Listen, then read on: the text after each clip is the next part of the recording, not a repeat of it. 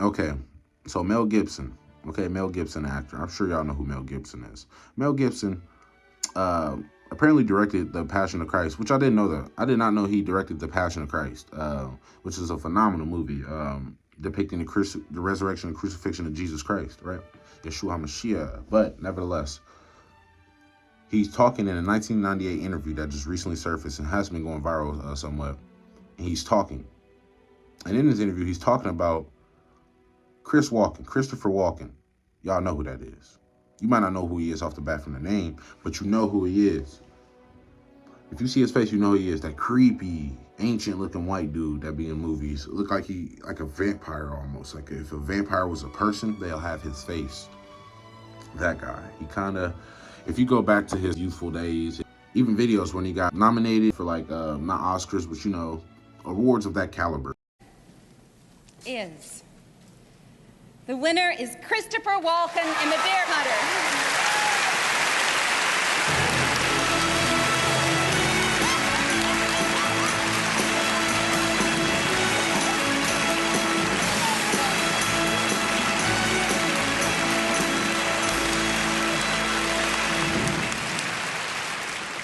Thank you, Michael.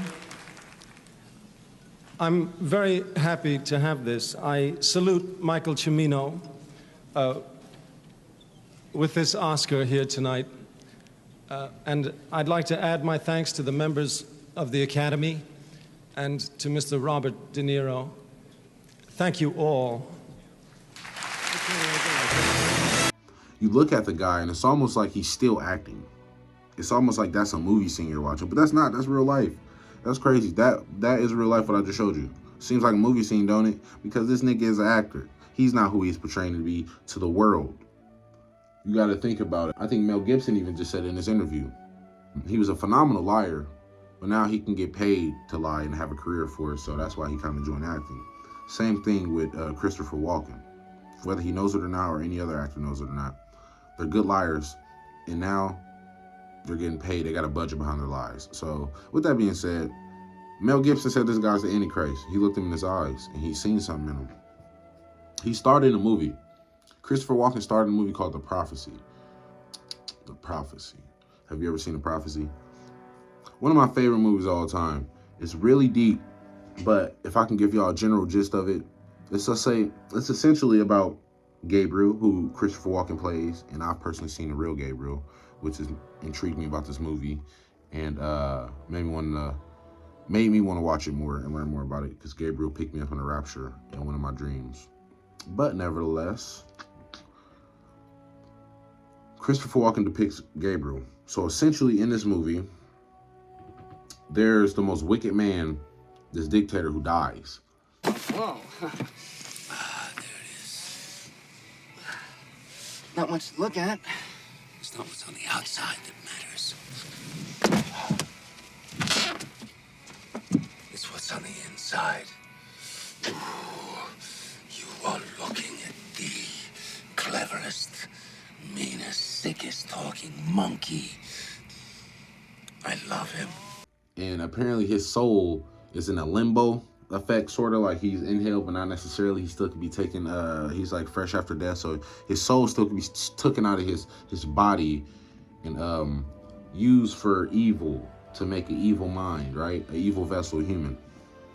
And Gabriel comes down to earth, and he sort of does what Lucifer did in the beginning of time, when he gets jealous of humans and he gets jealous of just everything God has set up, and he decides, I want to be God, and I want to make my own heaven. So he leaves heaven, okay? And when Gabriel leaves heaven, make-believe movie, because I want you to know Gabriel would not do that. This is Satan's jealous way of depicting how he wanted things to go. But nevertheless, when Gabriel jumps from heaven, he's after that soul of this dictator. And essentially, so is Lucifer and the devil. And the devil's kind of at war with Gabriel too, and so is God, because in this movie, the devil's basically saying, two hells are one too many. And essentially, he doesn't want Gabriel to get a kingdom like him, a hellish kingdom, because that's exactly what's going to happen to him in the movie. The guy, Satan sends a human, a random human, this guy in the movie, to steal the soul of the body and harvest it and put it into a vessel, which is this little girl in this movie. And she's in the later film, she's going to grow to be experiencing a lot more things, prosthetic things, because of this situation. But in the first film, she's a little girl. She has fevers, chills, sweats, average stuff when you're super sick. And basically, Gabriel's after that soul. So he wants to find a little girl, get that soul, and he wants to make a wicked partner, okay?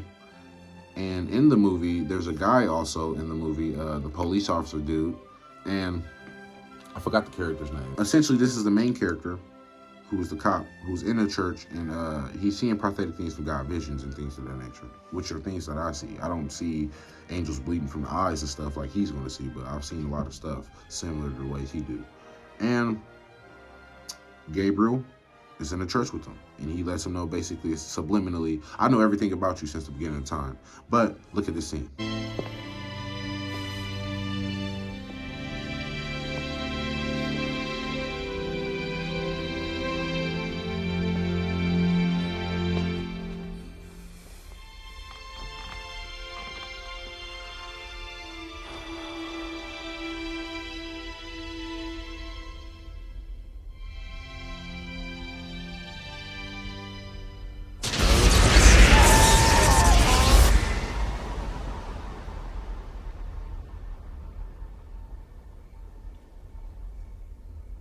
It's unusual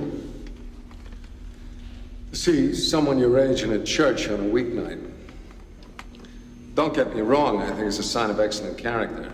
You're not from here. What are you doing? Looking for something. Did you find it? I will. Found what you're looking for. Thomas. Excuse me? Do I know you? How do you know my name? You look like a Thomas. Hey, look at me. Want me to look at you?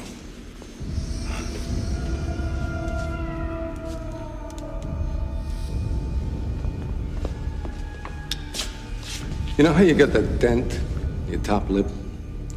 Way back, before you were born. I told you a secret. Then I put my finger there. And I said, shh.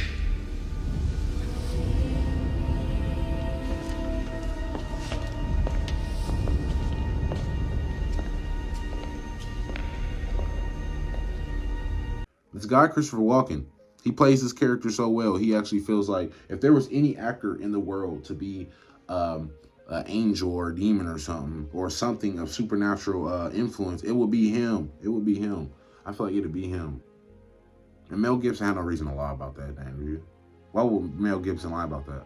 Mm-hmm. Yeah, Christopher Walken, first time I ever did a casting session in America.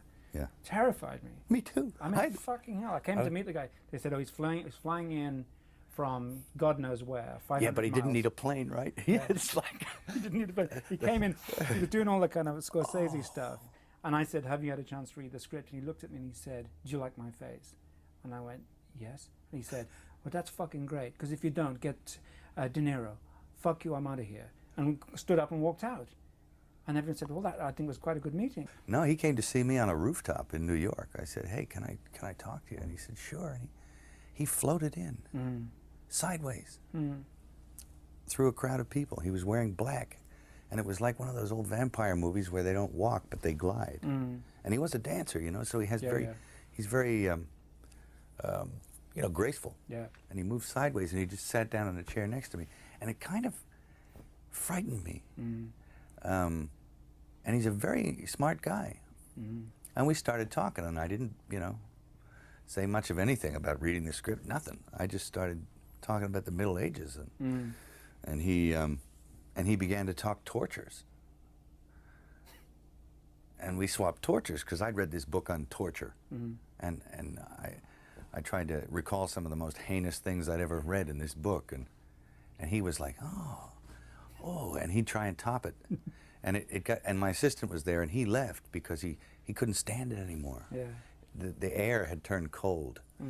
And then he left, and I wanted to leave. And because I knew that I didn't want to work with him. Yeah. And he was getting scary. Yeah. And then I turned around, and it was on top of the Peninsula Hotel.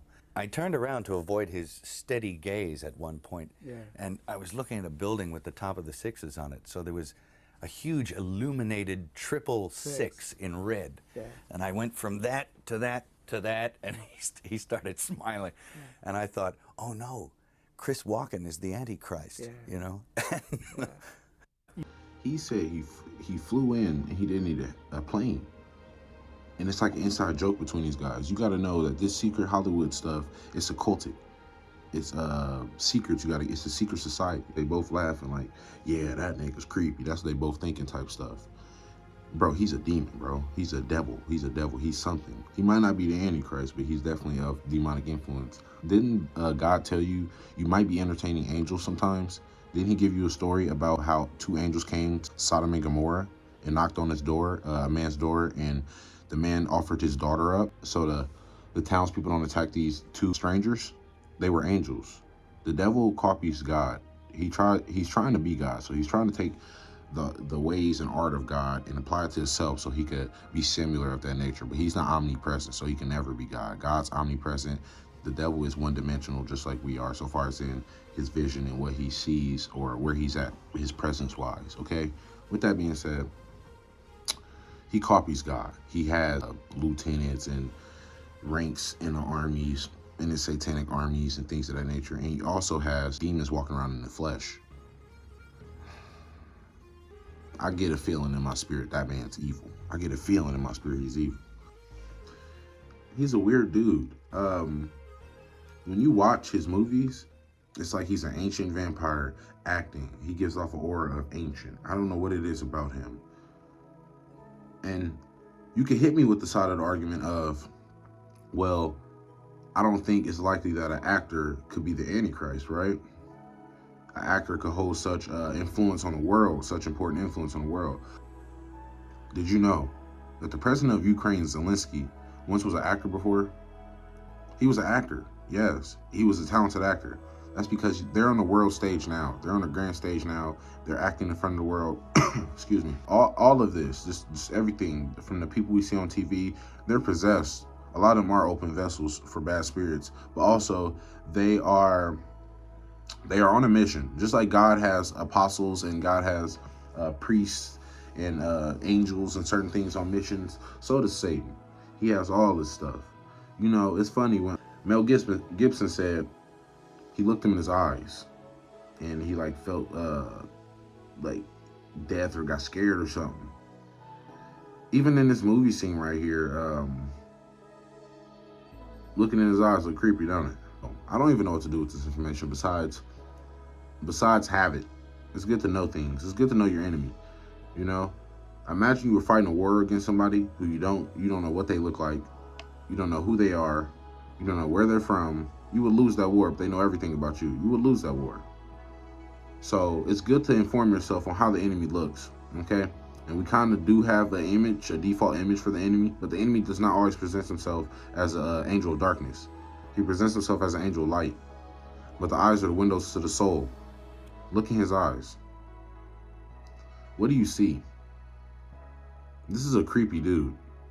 There's something off about him. As a Christian, when you get revelation, sometimes it comes from the Holy Spirit, and you don't deny that. So with that being said, this individual right here, I get revelation that he's something different.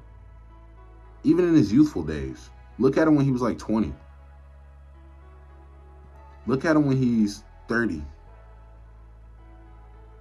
Look at him when he's like 10. He always had that look in his eyes. And you know what's weird?